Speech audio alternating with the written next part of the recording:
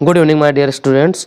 तो आज मैं आप लोगों को कक्षा 10 का जो अंग्रेजी का पेपर है वो पूरा सॉल्व कराने वाला हूं। आप लोग पूरा वीडियो अंत तक अवश्य देखें। तो देखिए, सबसे पहले एक पैसेज दिया होता है। अब कुछ क्वेश्चन है 1 2 3 यानी कि 3 क्वेश्चन आप लोगों को इसी पैसेज से फाइंड आउट करना है। तो सबसे पहले क्या करते हैं, पैसेज को कम से कम 2-3 बार पढ़ लेते हैं, ठीक। उसके बाद क्वेश्चन को पढ़ेंगे, फिर ये क्वेश्चन जो है आप लोगों को इसी में से मिल जाएंगे। तो देखिए, क्वेश्चन लिखा हुआ है, हुआ सुभाष चंद्र बोस। सुभाष चंद्र बोस कौन थे? तो देखिए यहाँ पे देखो लिखा Subhash Chandra Bose was a great leader. तो अब देखिए यहाँ पे ऑप्शन में मैच हो रहा है ग्रेट लीडर। तो ये जो फर्स्ट क्वेश्चन है इसका जो आंसर हो जाएगा सी नंबर हो जाएगा, ठीक। नेक्स्ट क्वेश्चन की बात कर लेते हैं। ये लिखा give me blood and I will give you freedom, whose statement in this. देखिए, तुम मुझे खून दो मैं तुम्हें आज़ादी दूंगा, इसका मतलब हुआ। तो ये नारा जो है, स्लोगन है, किसका है? तो ऑब्वियसली आप लोगों को ये पता ही है, सुभाष चंद्र बोस जी का ही है, क्योंकि पैसेज में सुभाष चंद्र बोस के बारे में बात कही गई है। तो ये सुभाष चंद्र बोस का हो जाएगा।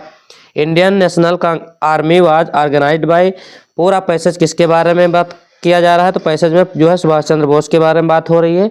तो इसका आंसर भी सुभाष चंद्र बोस हो जाएगा, ठीक। तो ये 3 क्वेश्चन आपको स्टार्टिंग के जो है पैसेज से मिल जाएंगे।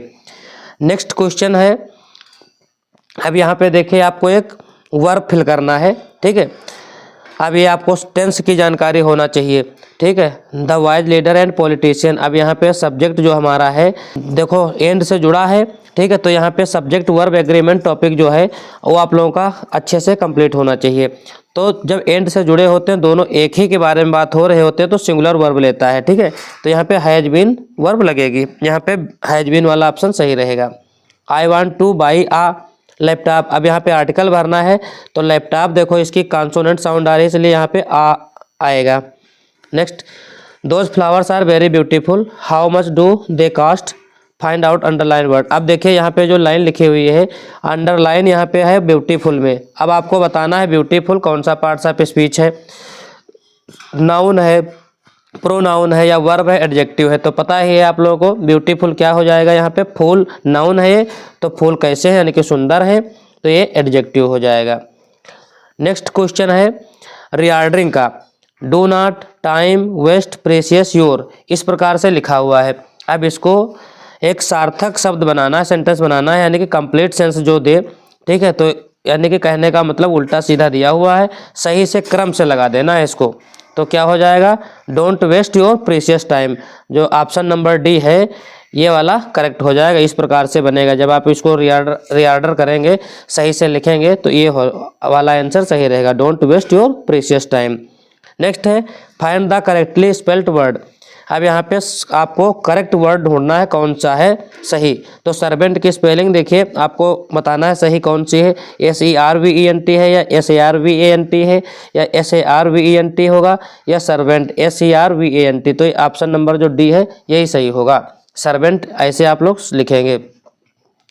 नेक्स्ट क्वेश्चन 9 to 10, ये आपको प्रोज से पैसा जाएगा। अब इसको भी इसी में से क्वेश्चन मिल जाएंगे, इसके आंसर जो है 9-10। तो लिखा है the freedom of the black people of his country was. तो ये देखिए यहाँ पे कहाँ पे लिखा हुआ है, यहाँ पे है माई फ्रीडम दैट वाज कार्टेल्ड। तो ये ऑप्शन देखो यहाँ पे मैच खा रहा है, तो ये हो जाएगा इसका answer. The author felt the greater hunger for. अब ये देखो ये लाइन इसी में मिल जाएगी कहीं ना कहीं, ग्रेटर हंगर यहाँ मिला, तो ये आप समझ लीजिए यहीं पे इसका आंसर कहीं छिपा होगा, freedom of my people.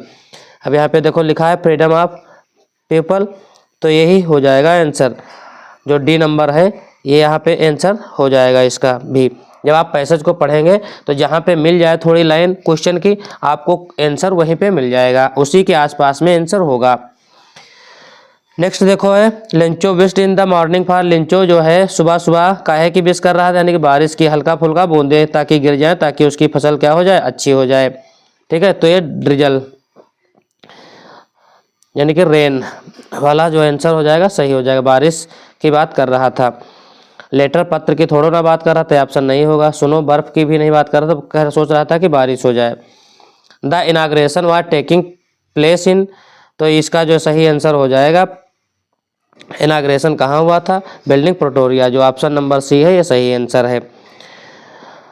She named her diary kitty, kitty किसका नाम था, तो उसकी डायरी का नाम था अन्ने फ्रैंक का।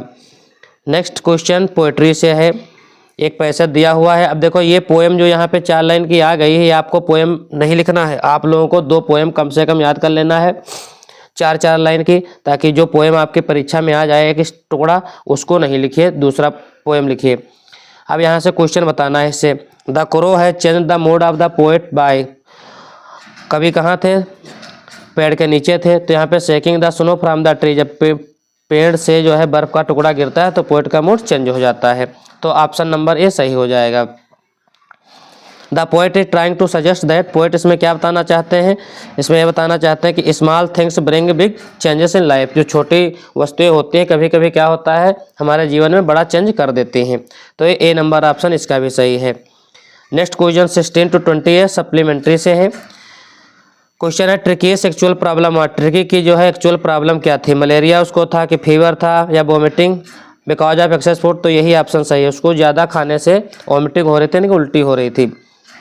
हरी wanted to win over the confidence of Anil because, तो इसका जो सही आंसर हो जाएगा क्या होगा? देखिए ऑप्शन देख लेंगे। He loved flattering people, he was planning to cheat the your man, he did not had much of luck of late, he loved watching wrestling match. Hari wanted, Hari क्या चाहता रहा? तो प्लान बना रहा था कि किसी प्रकार से इसको ठगा जाए, धोखा दिया जाए। नेक्स्ट क्वेश्चन है आसबल was not at all what a secret agent should look like. अब आसबल कैसा दिखाई दे रहा था? तो ये मोटा था, आपको पता ही होगा, कहानी पढ़े होंगे। तो ही वाज फैट, एक ही ऑप्शन में है ऑर्डिनरी लुकिंग, तो ये वाला सही हो जाएगा। मिसेस पंफरी वाज, मिसेस पंफरी कैसी क्या थी? पुअर लेडी थी कि सेल्फिश लेडी थी, रिच लेडी थी? ये क्वेश्चन कई बार परीक्षा में पूछा गया, इस बार भी पूछा जाएगा। तो रिच लेडी थी। How old was the thief boy, जो हरी सिंह था थीफ बॉय चोर कितने वर्ष का था? तो 15 ईयर्स ओल्ड था। तो ये 20 आप लोगों के ऑब्जेक्टिव क्वेश्चन हो गए। अब जो है ये तो OMR पे करना होता है। अब जो पार्ट बी है रीडिंग सेक्शन, इसके देखिए। अब देखो लिखा पैसेज फिर से एक आ गया। अब इसी के क्वेश्चन आपको OMR शीट पे नहीं करना है, ये आप लोगों को उत्तर पुस्तिका जो मिलेगी, कॉपी मिलेगी, जो आपको कॉपी मिलेगी उस पर जो है आप लोगों को ये लिखना होगा। How was Florence Nightingale named by her parents? तो देखिए अब यहाँ से Florence Nightingale was born in Italy on May 12 at 10:20.